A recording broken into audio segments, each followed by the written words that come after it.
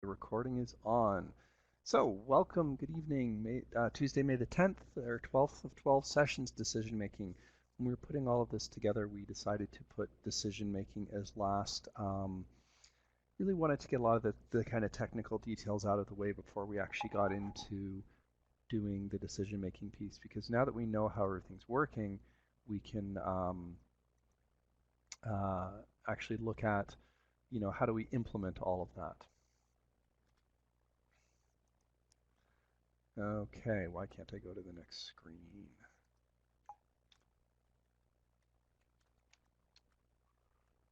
It worked in my test.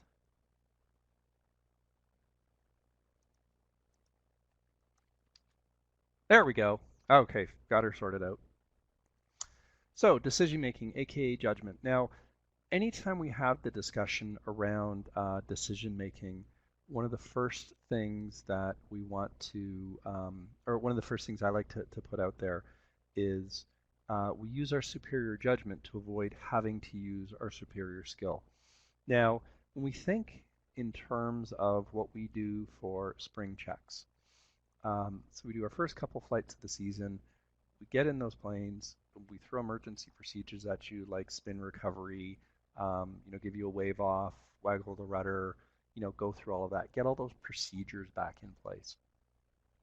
And, that's a really good thing to do. But from our regular day-to-day flying perspective, what we want to do is use our decision making, our judgment, to really prevent the need for that superior skill.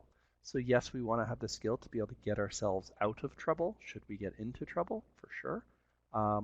But at the same time, we also want to make sure that we are not getting ourselves into those difficult situations in the first place. So, you know, in my book, when you look at, what separates a good pilot from a great pilot, and to me, the great pilot is not the one who has great stick and rudder skills. It's the one who uses superior judgment and decision making to avoid needing those superior skills. Now, yes, we absolutely need to have skills to operate the plane, and the better the stick and rudder skills you have, the better. But you know what? I'll fly with the pilot who has decent stick and rudder skills and really good judgment versus poor judgment and really good stick and rudder, because as much as you'll get yourself out of that bad situation, let's not get into those bad situations to begin with. So with that in mind, I want to just discuss the assessment. And as expected, several of you emailed me and said, I don't get this. This isn't working. I wouldn't do any of those things. And to be honest, when I was in your seats as a student looking at this assessment for the very first time, I totally was there with you.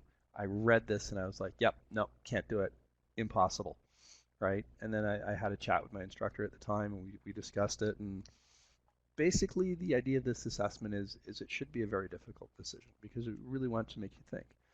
And your job was to actually choose or rate A, B, C, D, E on a 1 to 5 scale. So A might be 3, and B might be a 4, and C might be a 1, and so forth. 5 being the one you're most likely to do of the 5 options, 1 being the least likely. And if you had finished this, and I know some of you have and some of you haven't, and that's fine. If you had finished this on the second tab of that spreadsheet, it would actually give you an overall bar chart rating to show you, kind of what that would look like. And what we're looking at is 5 dimensions of decision making, or drivers in a way. And this is really a behavioral assessment. So, you can do the assessment several times, and depending upon your current perspective on life, things could actually adjust a little bit. But the idea here is to help you learn a little bit about how you go about the decision-making process, as well as how you would actually have your tendency to go towards.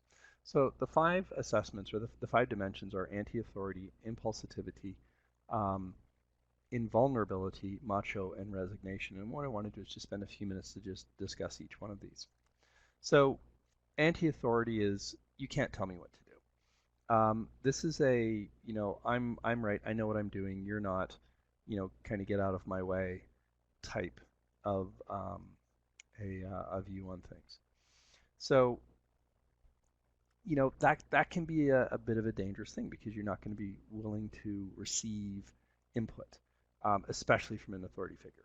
So the types of behaviors you're going to see from these type of people are, breaking the rules, kind of doing things the way they want, that sort of thing.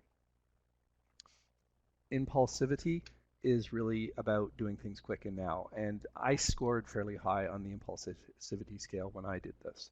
I tend to react very quickly. That's my nature. And through doing this assessment, I kind of realized that, and I've done things now to help reduce that tendency, to kind of say, I need to, slow down a little bit. I need to think about things, that kind of thing.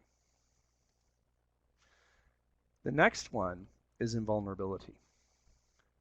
Now, people who are displaying invulnerability characteristics, and of course my system doesn't want to go to the next thing.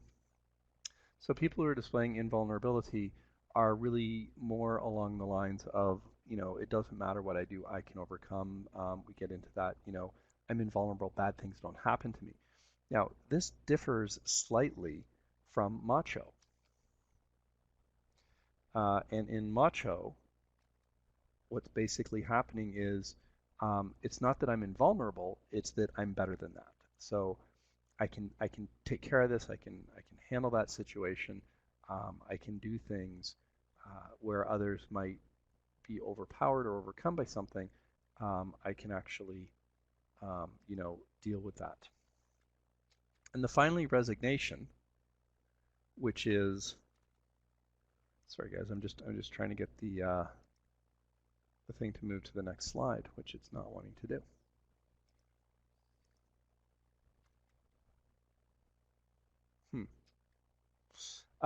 Resignation is, I'm just going to give up because you know what, I can't do this, or not so much give up, can't do this, but the outcome's already predetermined, so it doesn't really matter what I do. And with those 5 in mind, if you actually reread the assessment, you can kind of direct where you want it to go, and you can kind of pick which one you think it's going to be. There we go. Okay, I just learned a little bit about this technology here. I just found the little forward and back arrow it was hiding. Okay, so macho is I can handle anything. Resignation is it makes no difference, doesn't matter what I do, so you know what, I'll just kind of let it go. Right, so Roger is asking, what about the opposite of anti-authority, which is blindly trusting authority? So if we have someone who's blindly trusting authority, they would probably score fairly high on resignation because they're basically saying it's out of my hands, it's in someone else's hand. If you were of that type, then you would probably score very low in anti-authority because that's the opposite. So now the thing is, being very high or very low in any of these scales is actually bad. So you kind of want to have that kind of middle balance. And let's just consider that for a minute. Anti-authority. Now, if I am too, opposite of anti-authority, if I score very, very, very low in anti-authority, then I might get into that blindly trusting authority, as Roger was just raising. And this can become a real serious issue when we get into scenarios of into controlled airspace, where you will follow the recommendations of the air traffic controller blindly, even when you know it's not going to work out, right? So you need to have a little bit of anti-authority to be able to stand up to an authority figure to say, you know what, that's not right, I can't go there. Impulsivity, same thing. We need to act within a timely fashion. So if I'm too low on the impulsivity scale, then I might not act quickly enough. Again, invulnerability won't happen to me. Well, we need to have a certain amount of optimism so that we can move forward. Macho in moderation is actually a good thing because it gives you some confidence. And then resignation, again, in moderation, because things are going to work out. But again, we need to kind of find these in balance. So if you did this assessment and you kind of found that you're fairly evenly distributed across the 5 areas, it's actually a good thing. If you found that you spiked in one area, for example, for myself, it was impulsivity. I tend to do things very quickly, and I have caught myself a couple of times in my flying career where I've made a decision a little bit quickly and, kind of rethought it and kind of went back and realized, probably should have taken a little bit more time there. So what I want to do is take a look at a little quick case study. And when we look at this case study, we're going to pose 5 questions. Now, the challenge of this is I actually have a video to demonstrate this. So what I need to do now is switch to that thing. So let me just see if I can do that. Now, I thought I had already uploaded it, which it looks like I haven't. So give me a few seconds here, folks.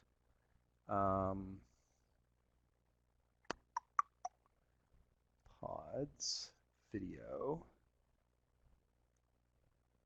Huh.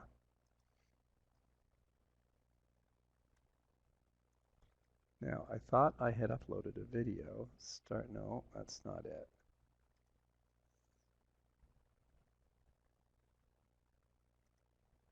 Let's go back to this layout here.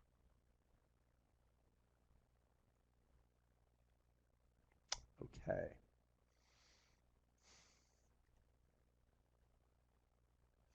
So here's what I'm going to do. So I'm going to try to share a document. Browse my computer. There it is. That's the one I want to share. Whoops. I need to say open. See, now I was doing this before and we're only at 2%, 3%. That's going to take too long. So let's just discuss it.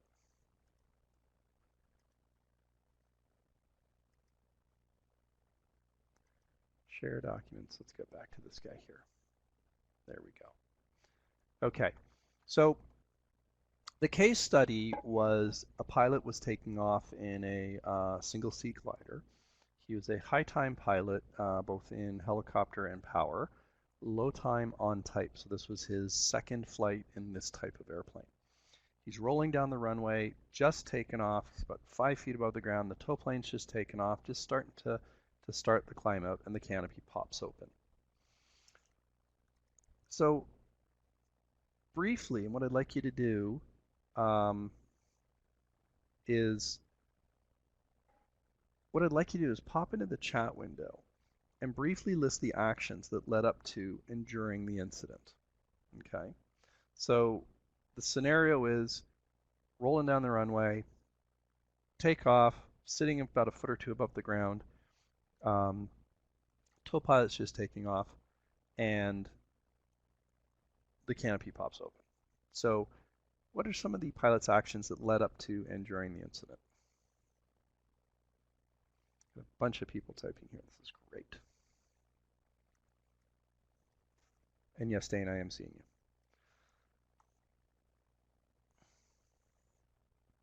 Okay, so I'm seeing a lot of responses that are in the form of, pilot didn't do this, pilot didn't do that, which is great. And I definitely want to, look at those. I also want you to think about some of the things that he did do. Okay. So we take a look at some of the, now I think you can all see each other's chat window. So just if someone can just do a quick little, yes, we can see the other people's chat would be awesome. Yep, good, great. Okay, that's what I thought. So you're seeing other people's chats. So, the pilot didn't check the canopy was locked properly. Perhaps he did, perhaps it came loose. Failure to follow checklists, potentially rushing, potentially distracted, etc. Didn't do a proper takeoff check, right? Now, thank you, Dave. So Dave just said continue fly normally. So here's one of the things that did happen during the incident is you continued to fly. Now, I'll send everyone out the link to this afterwards.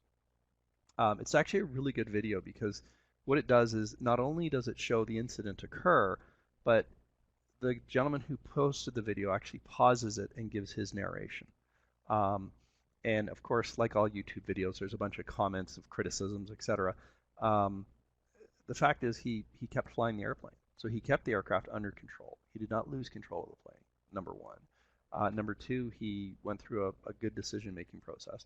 and he actually came around to land safely, which was great. Um, so what are the reasons or causes for each action that took place? Now, what's interesting is when I asked you, what were the pilot's actions leading up, some of what you said actually were reasons and causes for, what occurred, right? Because I'm giving you a very simple scenario here, which is the canopy was not properly locked. So, we briefly list the pilot's actions leading up to and during the incident. Um, what you want to do is apply these questions both to yourself as well as to other incidents or scenarios that you see. So what are the reasons or the causes for that action? And we'll kind of go back to some of those. Being distracted, rushing, failure to follow that checklist, right? So these are some of the reasons that could have led to that scenario. So here's what happened: is he closed the canopy, thought it was locked, didn't properly lock it. Now whether there was just simply not properly latched, or there was a failure in the system, or perhaps maybe this is one of those canopies that's hard to lock. So, maybe it was kind of locked, but not quite. A little bit of vibration, it came unlocked, and then, of course, popped open, right? So then we ask the question, were these actions appropriate? Did they contribute to the outcome? There is a failure in the aircraft. Shouldn't allow mistakes to happen. Absolutely. So, Roger, let's park that one for a moment, and because I would like to address that, because that is actually a very good comment. So were these actions appropriate? Did they contribute to the outcome? So thinking about the what occurred along the way.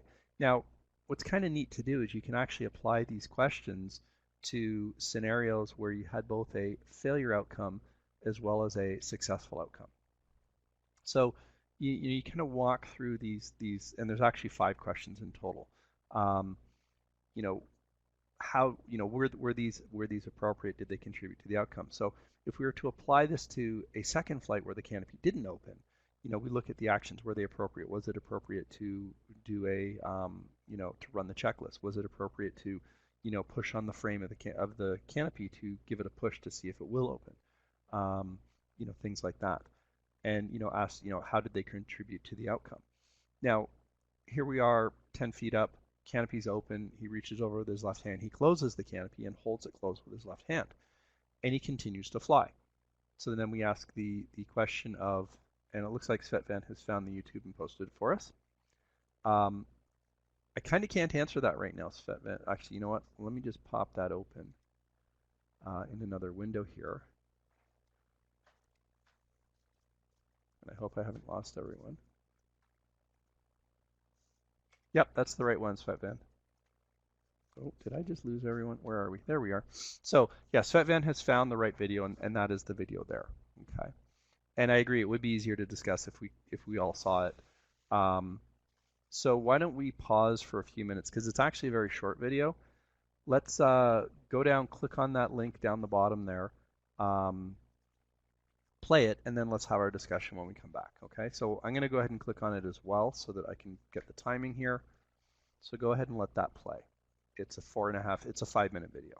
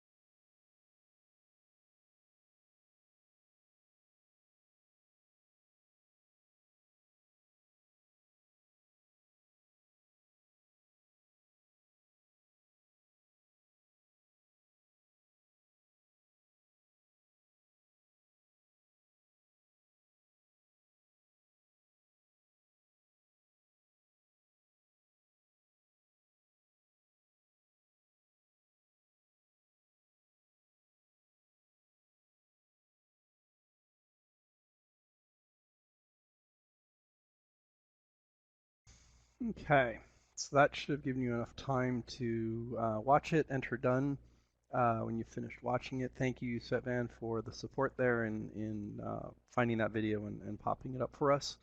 Again, my sincere apologies. I planned to get everything preloaded and checked and ready ahead of time, but just having one of those months at work. All right, so let's just back up a couple here. Briefly list the pilot's actions leading up to and during the incident, which we've already discussed. Um, our summation here is that he missed closing and locking the canopy. Evidenced, of course, by the canopy coming open. We really already talked a little bit about the causes of that, potentially being rushed, potentially being, skipping the checklist, which of course you're then asking the question, why did he skip the checklist? And again, it could be potentially being rushed. It could also be, and we are speculating here, it could also be, he's a high time pilot flying very complex airplanes like, power planes and helicopters, and perhaps, thinking, what, this is a glider, it's simple, I can relax a little bit here. I believe in this scenario, he's also a professional pilot, so he's now flying for fun, which is, putting you in a little bit more of a relaxed state. Were the actions appropriate and did they contribute to the outcome? So I want you all to kind of, think about that. Roger, no, he was not second flight ever in a glider. It's a second flight on type. So it's a Schweitzer 135 or 132, I can't remember. And he says, this is my second time in this glider. So it is he is relatively low time, but not brand new on that. So what were some of the actions? Were these actions appropriate? Did they contribute to the outcome? And Dane just popped in there. Great assessment to fly the glider. So his number one thing is fly the plane. And in that second pause when he says, okay, now my brain makes the first conscious decision, because one of the things with decision making is we can kind of fall into a little bit of a bit of a relaxed state, a bit of a, what, I'm okay, things are flowing along nicely here, I can relax a little bit, and then you get surprised by something occurring. The tow rope breaks, the canopy pops open, B comes up in the cabin, whatever, something goes wrong. You get distracted, and it can take your brain a few seconds to sort of catch up to where you are. This is why we're so adamant on takeoff with the 1, 2, 300, because what we want you to be doing is pre-making that decision. So if that rope breaks, you've already made the decision. You know what you're doing, right? So you think about, were these actions appropriate? Now, I think this video, I really like this one because it really demonstrates the mantra, fly the plane. So here he made the conscious decision to keep flying the plane. And, he stays on tow and he says, what, I'm going to climb up to altitude. I'm going to give myself some more options. There was no point pulling the release right away. Now you're into a very low release scenario. You're into almost an emergency landing scenario where, you've got that rope break at, the 200-300 feet kind of scenario. Planes can fly with the canopies open. They're designed for that. So he reached across with his left hand. He closed the canopy. He's actually in an okay state. Everything's stable. It's flying. He recognizes that the tow pilot is not going to realize what's going on. A couple of the comments on the YouTube video said, did you have no radio? Why not call the tow plane? Well, there's really not a lot the tow pilot could do other than continue to climb out and, and just, progress with a normal flight. So, you know what? Fly the plane, right? Remember, it's aviate, navigate, then communicate, right? Okay, so let's ask our fourth question now. What would you have done had you been the pilot? So we've only had a couple people responding back to us, so I really want you to type in this time. What would you have done?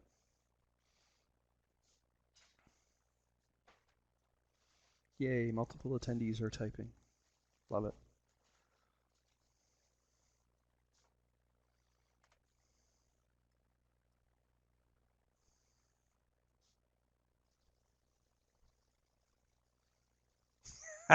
Dane, thank you for your honesty. Yeah, and you know what? That's actually a really good thing because, and now I'm not professing that you do panic, but it's a good thing that you know what, you recognize that that's a possibility for you, right? So, you know, if that's going to be your tendency, you need to be aware of that and you know, kind of prepare yourself, right? Um, Release quick action. So a couple of years saying, you know, release land straight ahead. When that canopy first pops open, yep, release straight ahead is a great option. Now, and I'm loving Neil's answers here. Unless I had reacted immediately by releasing and landing straight ahead, I would have done exactly the same thing. Um, Keep in mind that you know it takes a few moments for your brain to kick in, right? Now it's easy for us in our comfy chairs at home, knowing that the video we're about to watch has something that goes wrong. Um, but the reality is, you know, the canopy can stay open. You can continue to fly. Um, you know, climb up to a bit of altitude. You know, now you've got to assess the situation, right? So so Svetvan's saying, you know, cut the rope almost immediately, land straight ahead without trying to close the canopy. There's a very instinctive natural reaction to just, you know, go reach for that canopy and close it, right? So, you know, let's kind of assess our situation, right? Now, Roger says, you know, I left the canopy open, right, and continue to fly the plane, right? It's a good thing to do. If your brain kicks in that quickly and you think, okay, if I pull the release right now, you know, look straight ahead. But what I'd like you to do though, you know, if you were in that situation, is ask yourself before you yank that release, can I land this airplane straight ahead? Do I have room? Now, in the video, that's a really long runway. He's got lots of room. So if he had actually yanked the release very early, um, then yeah, he could probably have pulled that off. Now, at Great Lakes, I'm thinking with the height he was at when that canopy released, if you pulled the release, you'd be going off the end of the runway. Now, if you're taking off to the east, you're okay. Taking off to the west, though, you'll probably be putting the plane in the ditch. Um, yeah, so, you know, try to think that through a little bit, right? Um, you know, another comment from Dave, get reasonably high to give time to close the canopy. Absolutely, right? And you know, there is lots of options. There's no perfect correct answer here. We did have a canopy open scenario a couple summers ago. It was with a student and an instructor, and what they did is they used um, the dual resource. One flew the plane, the other closed the canopy, right? So, you know, yeah, need to give it a few moments to kind of think about and decide, and don't lock into a pre-decision, but be very quick on your decisions, right? Yeah. If you decide to get higher, I would get a lot higher. Yeah. The only thing I looked at with that one is, you know, I probably would have actually gone higher because it looks like he only went to maybe circuit altitude. I'm guessing about 800 feet from, you know, kind of watching the video. Having made the decision to stay on and get higher, I would have probably taken it even higher than that. That would have been me, right? Um, Yeah, absolutely. So some good things here from Neil. Bad thing is the pilot kept the airplane under control. So the big thing, kept it under control. By doing so, the airplane was stable. He had options. Um, if he had been shaken and the plane was bubbling, the release could have been catastrophic, absolutely. And we actually had an incident last year where we lost a plane down at the ridge. It was a Canadian pilot visiting, took off. There was some turbulence. Canopy popped open, and things just unraveled big time until eventually um, he actually did get up to about 1,000 feet, attempted to do a circuit, you know, and just never got the airplane really back under control. Now, question: are there any guidelines or principles that you could apply for similar situations in the future? I think we kind of know what this is going to look like. Um, yeah, good point, Neil. Another big thing was the release timing was that the tow plane had put him in a perfect position, you know, for that. He was pretty much in the circuit.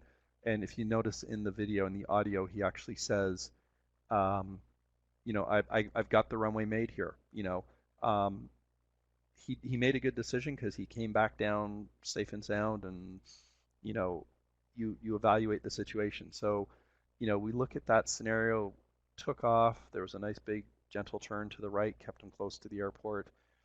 Um, we'll often set up with the tow pilot when we do a simulated rope break emergency where we'll do a bit more of an aggressive turn and do like kind of a 180 shortly after takeoff and kind of set you up into the downwind and pull the release at 500, and you're perfectly set up in into the circuit. So if I was in that situation, canopies popped open and the tow plane's just done a turn and we're kind of set up almost in the circuit at a good height, I might have pulled it a little bit earlier than staying on longer.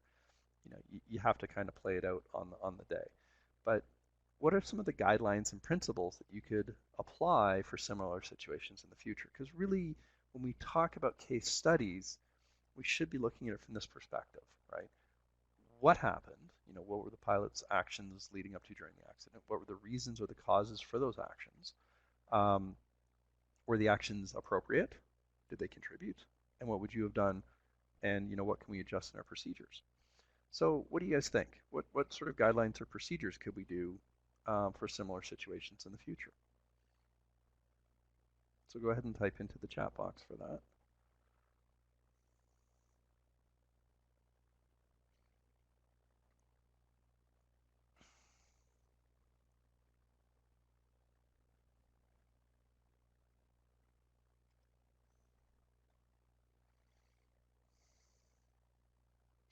So have a second person check the canopy. Okay. Now it looks like didn't see anyone else on the field, so he might have been flying midweek, but I like that idea, Roger. I now agree with Roger. Height is everything. Yeah, it's true. Yeah. There's an old saying where there's three things that are useless to you, which is height above, runway behind, and fuel in the depot. Tom, double checking always with 3 exclamation marks instead of just 2. So good work there, Tom. You put an extra exclamation mark in. Absolutely, double check, double check, double check. And we had an incident last year, year before, with the Jantar lost the canopy when it came into land. Turns out that the pilot hadn't locked it at all. It stayed on for as long as it did. It was actually surprising. Do an extra check, right? Do an extra quick check. Now, I've seen a couple of pilots who do this as a kind of procedure where after having locked the canopy, they'll reach up and push on the inside of the canopy. Now, if you're going to do this, it's best to do it on a rail as opposed to on the plexiglass, because you don't want to stress the glass. So what I do in the Crosno, because we don't have cross rails in the Crosno, is all kind of lift on the handle a little bit. If you're flying something like a Grobe where it's got that kind of hoop in the center between the 2 canopies, you can reach up, get your fingers just onto the frame of the canopy and give it a a good push, that kind of way. So there are some ways to kind of just do that extra double check. Now, I want to go back to, and I think it was Roger's comment about the airplane preventing the accident.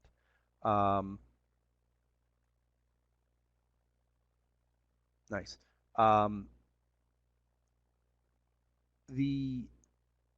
You look at more modern airplanes, the way they're designed, and one of the neat things with the ASK-21, which is a twin seat, and it has 2 canopies, a back and a front, you actually cannot lock the front canopy if the back canopy is not locked. So there's an interlock between the 2. So when you close the back canopy and lock it, that allows the front canopy to be closed and locked. So if you're actually sitting in the front seat and let's say the back canopy is open or it hasn't been properly locked, when you try to lock the front canopy, it will not actually lock while the back canopy is open. So Roger's comment I just want to address. Understand how the canopy affects flight. Absolutely. Why not just leave it open? Now, in that particular scenario, side hinged canopies, you could just leave it open. You will remain flyable and controllable. A couple things. First of all, is you're going to have a lot of wind in your face. So you're going to have to deal with that. Your perception of speed is going to be a little bit out of whack because now you've got 50 knots of wind in your face. Most canopies are designed to have failure points. So side hinge canopies, they often have very weak hinges and they'll kind of rip off easily. If you have a rear hinge canopy that kind of lifts up from the front, like the Jantar type or the K6 type, those will actually exit in flight. So if they actually open in flight, you've lost the canopy, it's gone. So in that type of a scenario, even if it's hinged, it's going up, you're not getting it back down. So in that scenario, then yes, absolutely, just leave it open. if it's even still there, because it's probably left at that point. But the thing that I really want to focus in on Rogers Common is understand how the canopy affects the flight. And I think I'm not sure if the new free flight has actually been mailed yet, but in the latest free flight, I actually interviewed Chris Hadfield, and one of the big nuggets of wisdom he puts out is read the evidence, know what's going on, and that's exactly what Roger's talking about: is understand the effects. Can you leave it open? Can you remain flyable? In that scenario, stalling and putting it into a spin, well, the extra drag of the canopy up in the nose may prevent your spin recovery. But the reality is, keep the airplane under control, keep it flying, and get back to a safe landing. Now, Tom is very correct. It could eventually rip off and potentially damage a wing or a tail. Again, know your airplane. Okay. Most ships, the canopy is either going to, most side hinged is it's either going to have a failure hinge or it's going to have a very strong hinge. Now, Schweitzer aircrafts tend to have a strong hinge, so they don't have that easy failure mode. Something like Jack's Cirrus, it has a failure mode hinge. You'll notice they're very small, light hinges on the side. They're kind of designed to get the canopy out of your way, because if you're opening it in flight, you're probably bailing out. But you know what? Know your airplane, right? Is it side hinged? Is it front hinged? Is it back hinged? What's that going to look like? One of the nice things with front hinged canopies, if they are unlocked, they usually only open just a short bit in flight, right? And then, as Roger says, build systems and processes to take into account, those real human factors. We can't redesign our airplanes. We have to deal with what we have, so hinges at the front, absolutely. And this is why you're seeing a lot of the modern airplanes, they'll front hinge their canopies to make them a little bit more idiot-proof. What I wanted you to take out of this, however, is these 5 questions. Now, why these particular 5 questions? Well, this was actually taken out of a study done around reflective case study decision making as a training tool for decision making. It was a study down of the University of Otago in New Zealand. And what was fascinating about this is they took a bunch of non-pilots, they taught them the basics, they got them flying the simulator, they got enough of the basics, they gave them enough of the rules of VFR flying, and then they put them into a simulator scenario where they overflew 5 airports before flying into ever-decreasing cloud, increasing terrain, and if they had continued the flight, they would have run into a mountain. Of the group that did the reflective case study of the 5 questions that we just covered, 100% of them turned around and landed with kind of an average of 2 nautical miles of visibility left, and the minimums were one nautical mile. There was a mixed bag of the ones who didn't do the reflective case study, and most of them, not only many of them actually crashed into the mountain, but most of them failed to actually terminate the flight at the appropriate time. So this concept of using this reflective based case study really helps us do a better job around our decision making. So I do highly encourage you on this. And of all the the pilots that I want to emulate when I talk to them about this kind of stuff, one of the things that is very much a constant is they constantly debrief themselves on their own flights, and they ask very similar questions to this, like, what did I do? How did it play out?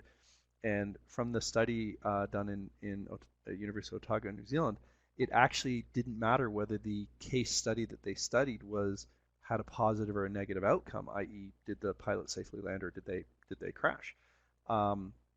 When you do the reflective on the case study, you become a better decision maker, and it's pretty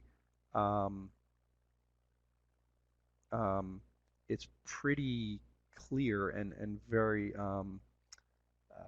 definitive results that when you do this reflective case study analysis, it produces better decision making.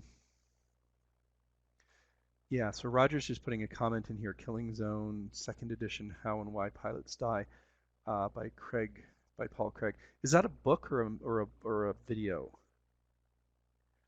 It's a book. Okay, cool. So that would be a good one to pick up and take a look at. And there's lots of good books around that. I'm going to send everyone out these 5 questions, and what I'll do is I'll also attach the study that was done, because it's an interesting one. Now, when we look at operationalizing this, one of the things that we do is we create tools. Now, the reason tools are so effective for us is that our mind is constantly looking for, how do I get this simpler and easier? But we also are looking for the procedural steps. What do I do first? What do I do second? And you notice that when you're learning anything new and you're having a hard time grasping the concept, one of the first things you usually ask that instructor who's trying to teach you that, you say, well, what's the first step? What's the second step? Right? So this is where checklists are so very effective, because what it does is it breaks it down into simple steps for us. It walks us through those simple steps, and it ensures that we don't miss a step. So we're going to take a look at a couple of concepts and tools that can make it easier, which include checklists. We'll also look at how we react in times of stress, the concept of whispers versus screams, talk a little bit about the anatomy of an accident, and then take a look at the Swiss cheese model in the whole concept of the chain of events and how that all builds out. Okay, so decision making. So this comes from Transport Canada using the SOAR model. So what's the situation? Okay, so here we have a pilot who, what's my situation here? Well, let's see, I'm in a tree, and what options do I have? Well, let's see, I could stay sitting in the airplane, or I could get out. Those are a couple of options. Take action. I'm thinking, probably shut off the electrics might be a good thing to do. Maybe shut off the fuel and then climb out. Or it may be better to actually stay inside the plane at this point, because, depending upon how high you are and, what sort of a fall it is, that kind of stuff. And then you reassess you repeat your analysis. So, switching to a more pleasant view, here we are in a 2-seat Krosno above southern Ontario. I'm going to estimate probably about 1,500 feet, maybe 2,000. Turning right, that's my situation. What are my options? I could keep turning, I could level wings, I could turn left, I could steepen the bank, turn faster. What actions? Take actions. And one of the actions you can take is to continue what you're doing. So let's just say in this scenario that you're actually thermaling. You're in a thermal, you're going up, you're circling to the right. Action, keep circling, keep thermaling, right? And then repeat, update your situation. Maybe you've climbed 200 feet, right? What are my options? Well, I could, again, keep circling, I could leave the thermal. What action? I'll keep circling, stay in the thermal, right? And then repeat. And you should be going through this constantly. So if we're to do that right at the beginning of the flight, what's my situation? Well, glider's off to the side of the runway, tow plane's on his way back to I'm the next one in line. What are my options? Well, I could take that tow, I can get my airplane prepared, I can, or I can step back and say, I'm not ready to fly yet, hand that release or that launch spot off to the next person, right? Take action. Okay, I'm going to launch. So, maybe I get my parachute on, get prepared, do my radio checks, do whatever I'm going to do before I roll onto the runway, so that when I pull that airplane onto the runway, I'm ready to go, right? And this can help with the rush factor, because if you think about this, you're sitting on the field, the airplane's off to the side, we're waiting for the tow plane to come back. How about if you do all those things that you're going to do before you take off? Now, we're not going to run the pre-launch check yet, because you don't do that until you're strapped in. But if I get everything ready so that when I drag that airplane onto the field, I'm ready to hop in, so maybe I arrange my straps, I get my water bottle or my water system installed, set up how I want it, get my parachute on, roll that, as soon as that tow plane goes past you, roll it forward, rotate it, tail dolly off, hop in, get the straps in, go through your checks. And if you're kind of efficient on this, and there's efficiency and then there's rushing, but if you're efficient on this, you can get all that done comfortably while that tow plane is back taxiing, finishing his landing and back taxiing. And then you can have a safe and calm, takeoff. We often do the angle takeoff from the corner. So here's my situation. Waiting for the tow plane to come back. I've got room, set the glider on the corner, strapped in, ready to go, run my checks, waiting for the tow plane, right? Nice and relaxed, right? What are my options? Again, I can accept the takeoff or not. And then, take that action and repeat. Okay. So let's just take a quick look at how people react. And this is taken from Malcolm Gladwell's book, Blink. And if you haven't picked this book up yet, I highly, highly recommend it. I think after I read Blink, I think this should be mandatory reading for all pilots. Um, what Blink talks about is how our brain works and how we make decisions and react, especially um, in fast-moving, high-stress conditions. And the idea behind Blink is that uh, he's he's proposing that we leverage our subconscious brain, which is really kind of our system two thinking. And um, the nice thing is, it's he puts it in very simple, easy to understand layman's terms, and he looks at a number of different scenarios. And one of the things he looked at was actually, um, so he looked at firefighters, he looked at firemen, he actually looked at Secret Service agents who trained to like protect the president and stuff.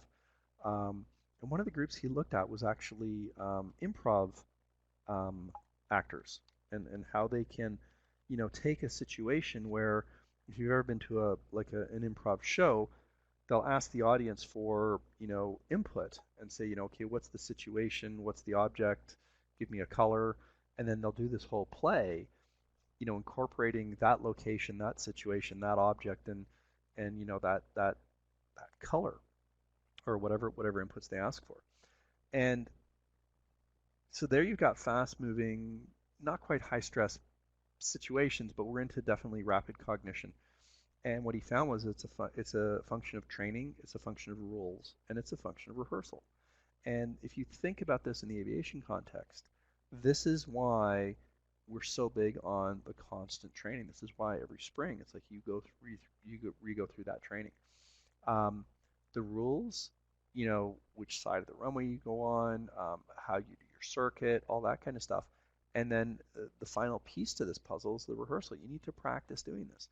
So if you've ever been involved in a improv troupe, there's a very strict set of rules as to how you interact with your fellow actors. You do training on this, and then you rehearse, you rehearse, you rehearse. Now, that sounds almost ridiculous because you're thinking, well, it's improv. How do you rehearse improv? Well, the way you rehearse improv is you improv. You practice and practice and practice. So most good improv actors and most good improv troupes, what they'll do is they'll run workshop after workshop after workshop and give you a chance to try things out, kind of in a safe environment, when there's not the audience there. And if you think about it, that's what we do in pilot training. We give you training, we set up the rules, and then we go and rehearse stuff. So we go in the airplane or on the simulator, put you in that safe environment, and then you practice this, and you practice this, and you practice this, and we do this over and over and over again.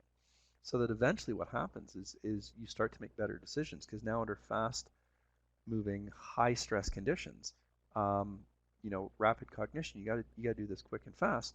You get better and better and better at it. And if you think about the whole concept of training itself, there's 4 levels when it comes to a student.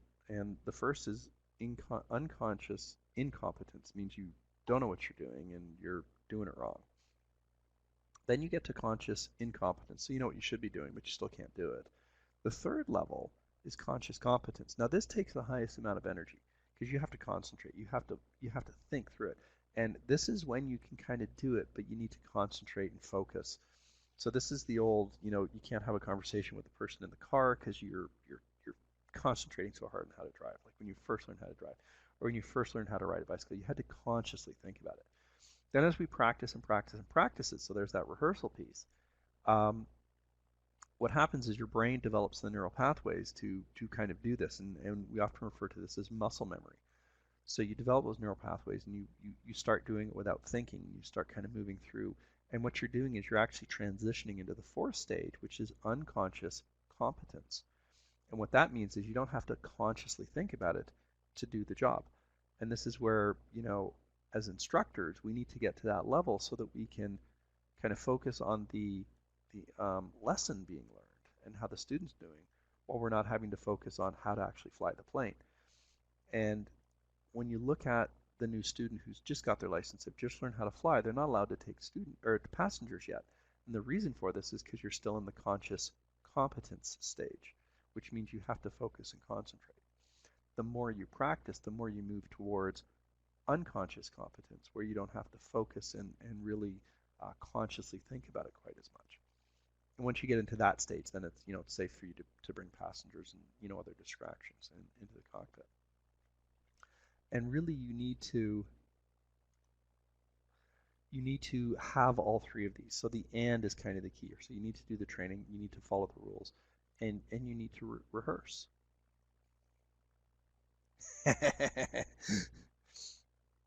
Yeah, actually, Dane, you're absolutely right. So unconscious competence is thinking this is in the weekend with this tune I play on the guitar, right? Absolutely. It's exactly what it is. You have played it and practiced it so many times, you don't have to think about it anymore, right? So now you can be playing it, you can be singing along, so you're now focusing on the lyrics, right? You do that so much, and you watch like a good musician on stage, and they'll be playing a tune, and they'll be having a conversation with someone, right?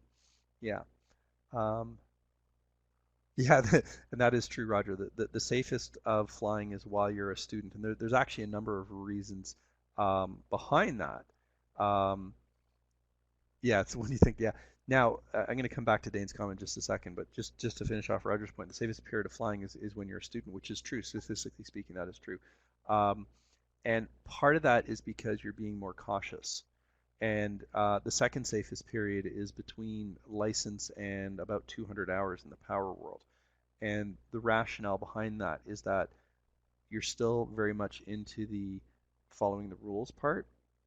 Your rehearsal is fresh from the training, um, but your confidence level is relatively low, so you're not willing to take those risks and kind of step outside your comfort zone a little bit, right? And then as you get more comfortable, you get into that 2, 3, 400 hour zone, you start to become more um, daring and so forth. And what's happening now is the rehearsal starting to fade and the training starting to fade. Now, I've been a pilot now for over 30 years, and had periods of time on and some periods of time off where I wasn't flying for a while and then got back into it and that kind of thing. And when I got my instructor rating, it dawned on me that I have not done a 300-foot rope break since I got my license, because that was part of the requirement, much that we do, and you have to do that. And I practiced it, and did it once with an instructor, passed the test, and they said you're good to go, and signed off my license. And then here we are, 20 years later. I'm 15, 20 years later. I'm getting my instructor license now, and it occurred to me I've done this only once in my flying career, and that was way back when I was getting my license. So I went up with a fellow instructor and said, we're going to go up and do a couple 300-foot rope breaks so that I can feel comfortable doing it, right? So kind of had to go back to that zone. Now, when I just talk about Dane's scenario here, when I think about the notes, that's when you mess up. So that's actually a true sign that you have moved into unconscious competence. And if you ever want to throw someone off on their golf game or their tennis game or playing guitar, ask them how they're doing it. And now we're into almost kind of the fifth level here, which in a way is a regression back to conscious competence. And this is one of the things that you have to do as an instructor, is we have to be conscious in our competence so that we can explain it to other people. Because when you start trying to describe how you do things, it's a different skill set than actually just doing it, right? So it does kind of create an interesting dynamic there. And that's actually something that Malcolm Gladwell explores in his book of Blink, right? Yeah, it is very dynamic. So yeah, some good discussions there. Thank you guys. Now, it is 8:30, and I know we normally do like 7 to 8, take a break, and then go 8 to 9, but we did start about a half an hour late. If anyone needs to take a break, please chime in on the chat. Otherwise, what I'd like to do is skip our break for this evening, because we're only an hour and a half, and just kind of blast straight through, if that's all right. So I'm going to continue ahead, and if anyone needs to take a break, then just kind of pop in and say, need a break. Okay. So follow the rules. This is our procedures. This is the, running the checklist. This is we're all going to fly the same circuit. This is all of that kind of stuff. Okay. Now, the next piece I want to talk about is listen to the whispers. You don't have to hear the screams. And this is my adaptation from actually a Machiavelli quote. I don't remember if I left it in or not. Yeah, I did. Cool. My adaptation from this Machiavelli quote. Now, the concept here of listen to the whispers so you don't have to hear the screams is pay attention to the small stuff. Okay. So when you've got something that doesn't quite seem right, maybe you need to investigate that. Maybe you need to kind of figure out what's going on, so that it doesn't develop into bigger things. Okay, so I'm going to use my own example, which happened this evening.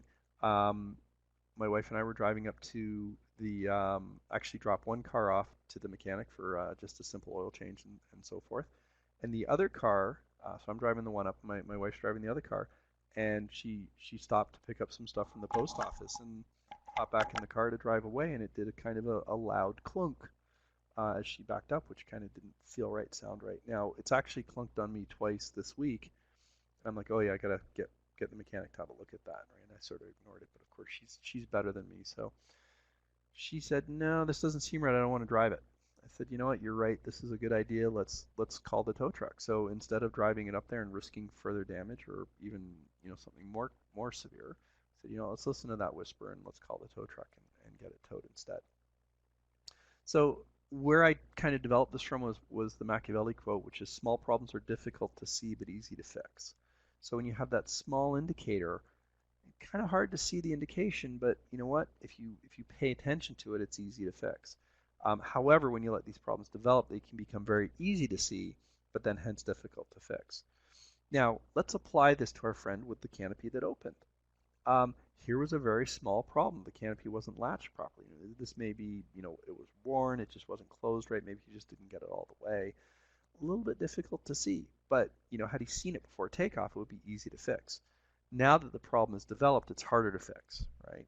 So canopy's just flown open. Now this is a metal glider, so it's got a metal frame. He couldn't get the canopy closed again because what happened was the canopy frame bent, right? So with the force of it being thrown open in the wind, you've now got a bent canopy frame, and now he's got a situation where he's not only trying to fly the airplane with the canopy open, but he can't get it closed. Difficult to fix the situation because it was allowed to develop. So, we're on the ground, we do that extra little test, we do that extra double check, and something that we're doing now at Great Lakes is when the wing runner hooks you up, first of all, close the canopy first, then do the hookup, and the wing runner asks 3 questions, well, actually it's 2 questions and a statement before heading out to the wingtip. And you do this right at the canopy because it's easier to talk than when you're far away and you say canopy closed and locked and you wait for a response, closed and locked. And as a pilot now, I use this as my reminder to do that extra double check, and I actually physically grab the handle of the canopy and make sure it's in the right position and give it a bit of a tug. Okay, canopy closed and locked. And I'll respond, closed and locked. And they'll say spoilers closed and locked, and again, handle on the control, push it forward a little bit, make sure it's locked. Maybe give it a gentle tug back to see that it's actually in the correct position and it is locked. And then the final statement is tail dolly off. And the idea is you, as the wing runner, you ask the first 2 questions of the pilot, you wait for the acknowledgement, you look back at the tail, confirm the tail dolly's off, you can now walk out to the wingtip and proceed with the launch. And really, it's all about identifying those small problems before they become big problems. So hence, if we can listen to the whispers, we don't have to hear the screams. Okay, so small whispers, screams big. You get the idea. And this was a pictures I took a couple of years back. It's easy to get slack and it's easy to have things develop over time. And I noticed one spring as we were about to take the planes out that they were looking a little dirty and like they hadn't been washed in a while. And this to me is a whisper. This to me is saying, we're getting a little lax on our maintenance. We're getting a little lax on the care of our airplanes, and we're not giving them as good care as we should. And that can gently lead into other things and gently lead into other things. So, our spring safety seminar, we raised this as a concern, we raised this as an issue. Next season it didn't happen, and I feel like we've taken a step towards improving the situation. And this is kind of a minor thing because this is just a bit of moisture that was on the plane, and over time it just builds a little bit of dirt, a little bit of moisture, and yeah, a bit of an unsightly kind of dirty plane. But when you see this, to me it just kind of says we're not taking as good care of our planes as we should be. Okay, so let's talk a little bit about the anatomy of an accident. And I broke it down into these 4 simple things. It starts. There's a start somewhere. Okay, every accident, some point somewhere starts. Then it develops. Now, rarely are accidents a single element. Okay, they're always, they start, they develop, multiple things line up, and then bang, the bad thing happens. And that bang might be a small bang, it might be a big bang, it might be your canopy flying open after takeoff. Um, it might be something simple like, we didn't quite hook up the tow rope right, and when it took up tension, it popped, and the glider didn't move, and the tow plane, rolled forward 50 feet and then turned around and came back, and whatever that looks like. And then we have some hindsight, right? Now, hindsight has its limitations because it really doesn't kind of prevent the accident, and really that's what we're looking for, is how do we prevent that accident. So the hindsight's good, that if I can think back to, what caused that to develop, what was the true start, what was the developing, and more importantly, what were the indicators during that development that says to me, you know what, something's not quite right here. I saw this happen before, so let's intervene on this, and let's kind of step in a little bit earlier, right? So when we look at that and we apply the pyramid concept, there are many minor incidents that happen. And an incident is something that starts, but it never develops. Then we move into kind of the developing phase, which is kind of what I call a major incident. So it actually got to develop a little bit, and it got a little bit worse, right? And then the bang is the major accident, or just an accident, right? Now, if we look at the minor incidents, okay, and let's use the rushing scenario of the canopy opening, right? Here's the minor incidents. Someone was rushed in, getting started, and we're generally going slower than we want, and we're putting pressure on people to get launched faster, this kind of a thing. We may have a couple of more major incidents, like, a canopy opening in flight, or, a near miss where, we had to pull airplanes off the runway when, another was landing, and we were trying to, rush and get it in ahead of time, things like that. People kind of pushing the boundaries a little bit. Then we get into the more major one, which could be in the form of the canopy actually coming off in flight, or worse yet, it comes off in flight and then that develops. So maybe the coming off in flight is the major incident, and then the actual accident is they've lost control of the plane and crashed. If we can use hindsight on the 100 minor incidents, well, if they don't get the start, they don't develop. Or if they start to develop, we intervene before the accident. And this is what hindsight is really going to pay dividends. Not kind of just looking at what happened, but if we think back to those 5 questions, the last question being, what can we do to help prevent that from reoccurring? That's when we're going to, start to really see the true benefits. And this leads to the whole concept of the chain of events. And this model is very popular. It's kind of stood the test of time. Really what it says is a couple things. First of all is that most accidents are a series of events. Now, if you're like me, you're probably a fan of shows like Mayday or Accident Investigation and things like that, where they take a real accident and they show you kind of the series of events that developed up to it. And if you read any of the either Transport Canada or the FAA accident reports, you'll see that there's never a single cause. There's never, this is the one thing that happened. It's almost always, here's a series of things that actually occurred, right? And sometimes it can be something extremely innocuous. I was fascinated by, it was actually a helicopter report one time. It was a tail rotor that had failed. And it was actually it was either the shaft or one of the bearings or something on the tail rotor. And one of the contributing factors was that this aircraft was being used for helilogging, which means it spent most of its time in hover mode instead of forward flight.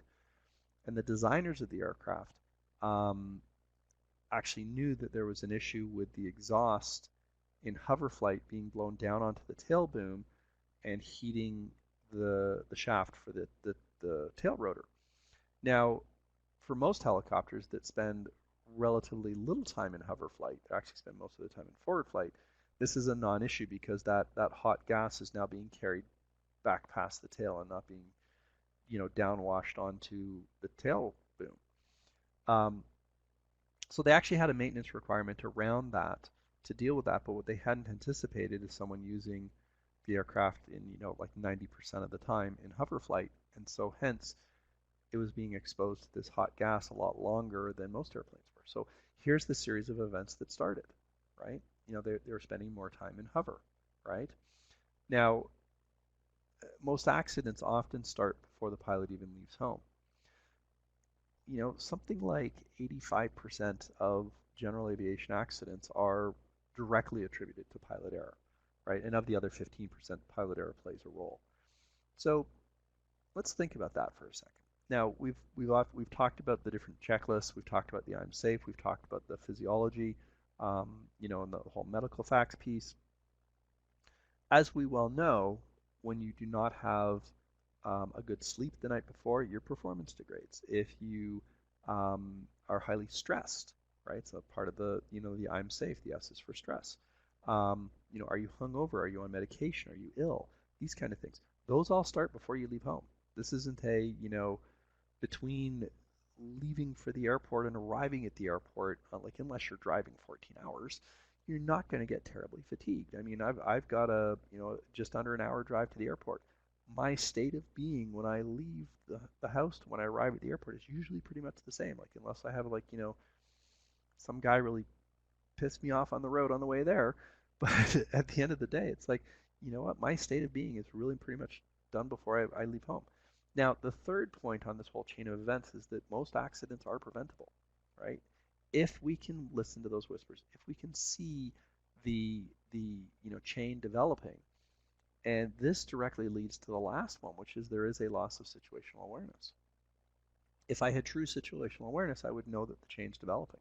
So whenever we have a chain developing and we don't realize the chain's developing, there's our loss in situational awareness. Our situation is this chain is developing towards an accident.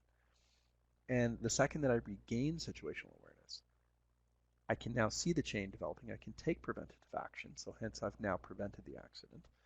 And I can interrupt this series of events that is leading towards that bad state. So when we look at this graphically, here's the start. We have this red line. There's our chain of events. It's growing, it's growing, it's growing. And we have a series of ineffective barriers that have been put in place that didn't do the job.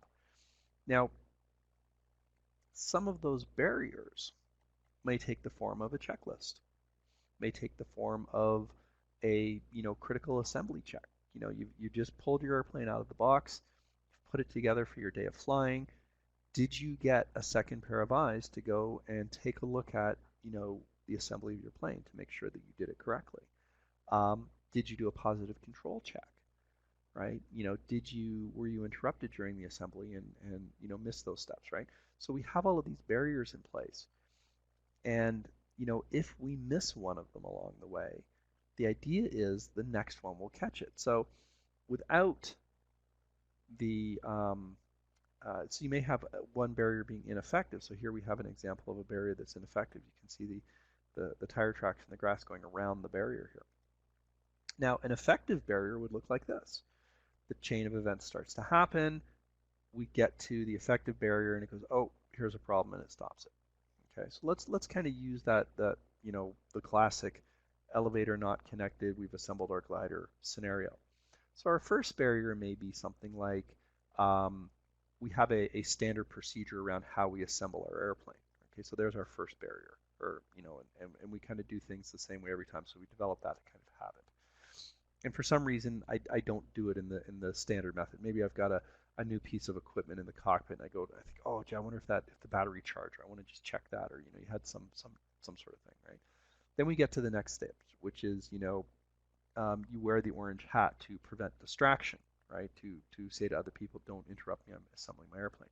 And let's say someone didn't respect that, or maybe you have someone who's visiting the field, non-pilot, a guest shows up, asks you some questions, that kind of thing. So we're now into, that barrier is no longer effective. Perhaps our second barrier is that positive control check and it wasn't done properly, or you skipped that one piece, right?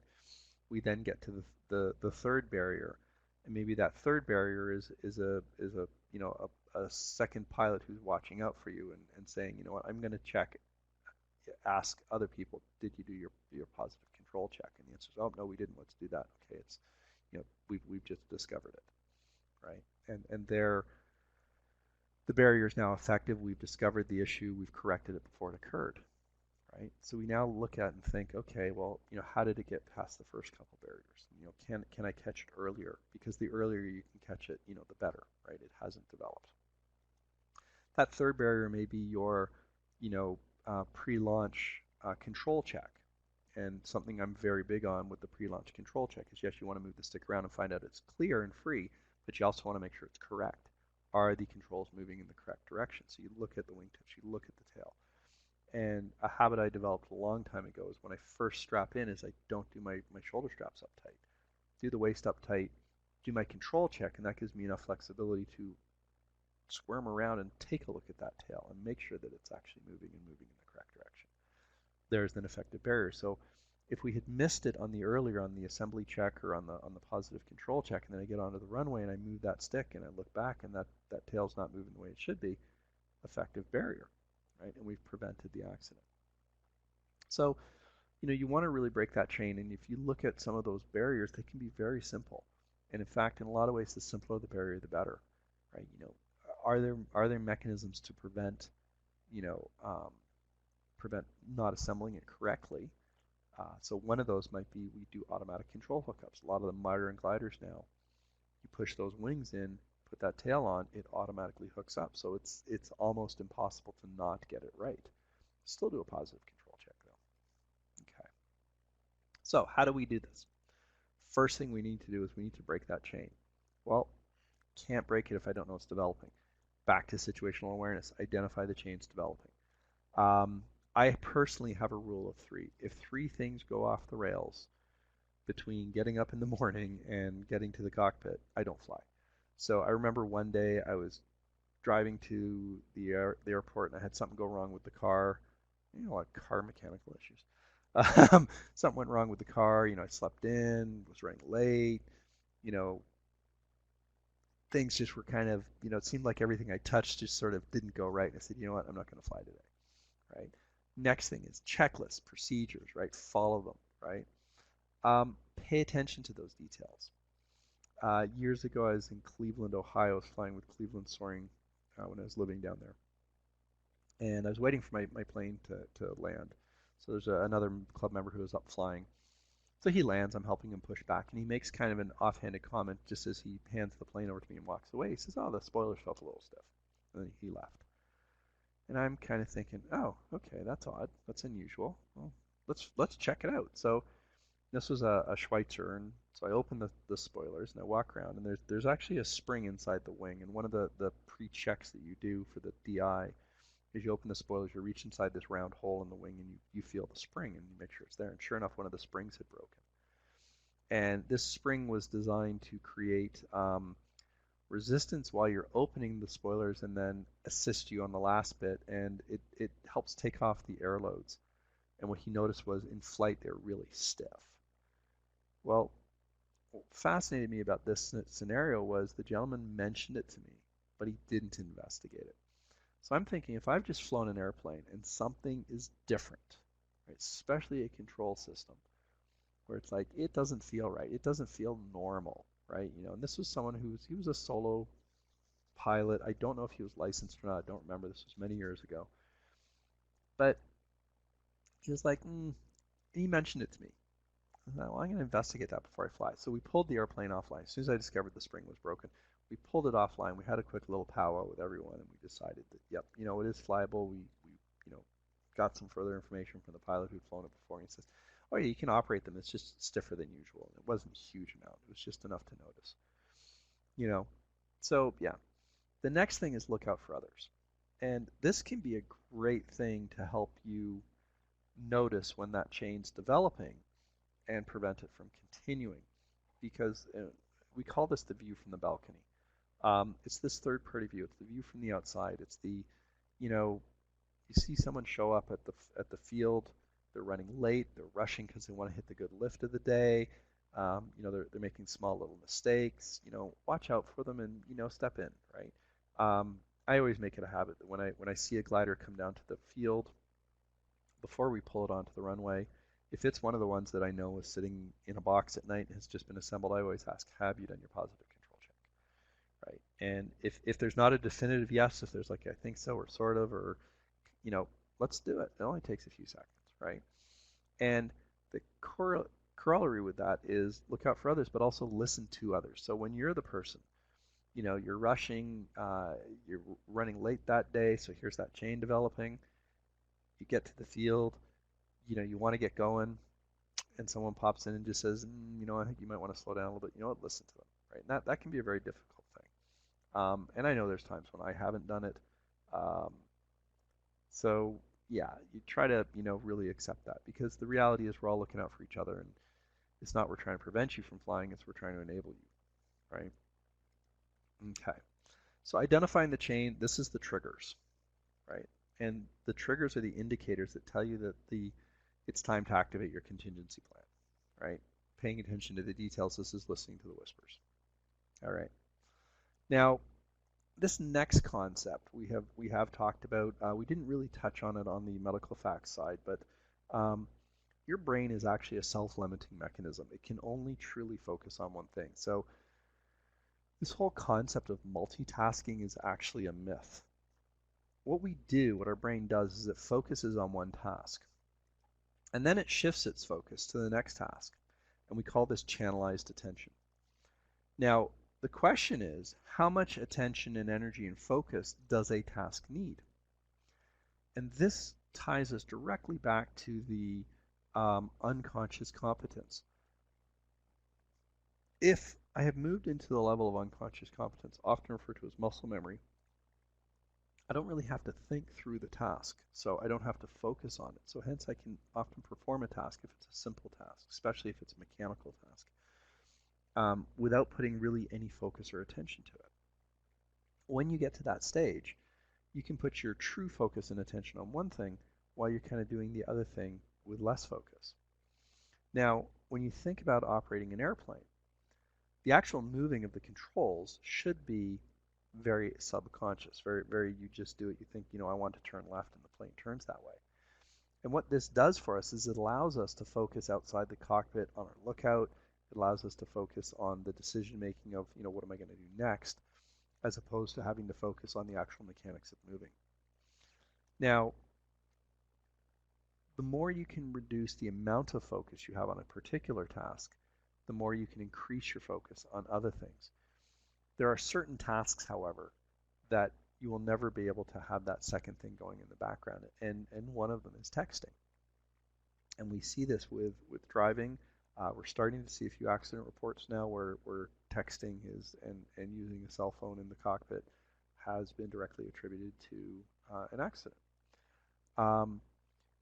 You now want to consider the concept of how much focus does that take, and when you're doing something like reading a screen, it is 100% focus. So you want to be very quick and easy on that as much as possible. So when we introduce concepts like the moving map displays and the GPSs and the PDAs with XC SOAR and things like that into the cockpit, it's a really good idea to spend time with that at your desk in that safe environment. And this is where simulators, really pay dividends. Most of those tools will come with some sort of simulator type mode where you can sit and play and experience it in that safe environment when you're sitting at your desk, not in the air. So if you do get a PDA, so let's say you're now a licensed pilot and you're starting to fly cross country and you decide to get a PDA, a cell phone, that kind of thing, and you're going to run XC SOAR on it, I'd highly recommend you leverage the simulator that we have at the club. Talk to Tom Robertson because he'll get you set up. Plug your device into the simulator. It will slave to the computer and it will behave the exact way it does in the air. And you go up in a virtual space. You fly the plane, you fly the task, and you learn to interact with that device while you're flying with it. And what's going to happen is the more you do that, the more comfortable you're going to get with it, and the less attention you need to focus on it. And what this will do is it will allow you to switch between tasks faster and easier, right? So you can switch back and forth, spending less time and energy and focus on dealing with the device, getting the information that you need out of it, and then getting your focus back outside of the cockpit where it belongs. Now, all of this is amplified by stress and fatigue. And this is kind of the core of the I'm safe checklist. Because when you're stressed, when you're fatigued, it is harder for your brain to focus on those other tasks because, well, first of all, it's got diminished capacity because of fatigue. And when you're stressed, your brain focuses on what you're stressed upon because the brain doesn't like being in a stress state. So it's going to focus on that stressor and it's going to try to relieve that stressor, right? So yes, flying can be a stress relief. However, you want to make sure that the stress is within a reasonable amount. So when you get into chronic stress, it can lead to fatigue. It does take a higher level of energy. So again, that can also wear you down. But you want to just really ask yourself, are you here? Are you present? Are you focused? Or is your brain somewhere else, right? And maybe that's a time to go for a dual flight, take long instructor just for a safety measure, or maybe not fly that day, whatever that looks like. Okay. Can't talk about decision making without talking about the three tenors. Oh, sorry, that's the three tenets. Oh, I got the spelling wrong. All right. I know there's joyous laughter I know happening. I just can't hear you guys. All right, fly the plane. Right, cannot emphasize that one enough. There's way too many accident reports where something minor goes wrong, like a cargo door opening or canopy opening, or some distraction, and we fail to fly the plane. Right. Number one, focus, aviate. We would much rather see you land safely in a farmer's field somewhere than lose control and not make it back, or whatever that looks like. Second thing is navigate. Okay, so figure out where you are, figure out where you want to go, and keep in mind that especially with gliders, they're designed to land in farmers fields. So you get yourself into trouble out there, find a nice farmers field and do a nice safe landing. Right? If you can find an airport, even better. The third option there is communicate if you have time. So aviate first, navigate second, communicate third. You noticed in that video with the canopy that popped open, he never once tried to get onto the radio and communicate. He solely focused on flying that plane, made sure it stayed under control. Once that was sorted out, then he thought about where he wants to go. Right? So I think it was a really good demonstration of that. Second is be prepared. So through health, through training, through staying current, that kind of thing. And the final tenet that I want to leave you with here is reminder, you are in control, you are making the decisions. And this is where when we look at the whole decision-making model, impulsivity is actually not a bad thing when it's tempered. You need to make a decision, right? You are in control. If you're not making the decisions, someone else or some other thing is making the decisions for you. And what's interesting is, especially with young low-time pilots, they'll be flying along and one wing will go up. Right? Now, as we know, if you're flying along and your right wing goes up without you telling it to, that means there's lift off to your right side. So the right side's going up because the right side's on lift, the left side isn't. Now, here's the question. Did you ask for that wing to go up? And if you did not, are you going to do something about it? And if you can kind of picture that in your mind for a second, well, if the lift is off to our right, we're flying along and our right wing lifts up, we're now on a left-hand bank. And our airplane's now turning away from the lift. So if all I do is just correct that and get the wings level again, I've now turned and moved away from the lift, and then my left wing goes up because it's in lift, and then I'm doing a right turn, and so on. So if you can picture a series of thermal columns there, and you're just dipping one wing in, every time it dips a wing in, it turns you away from it. So here's the question, are you in control?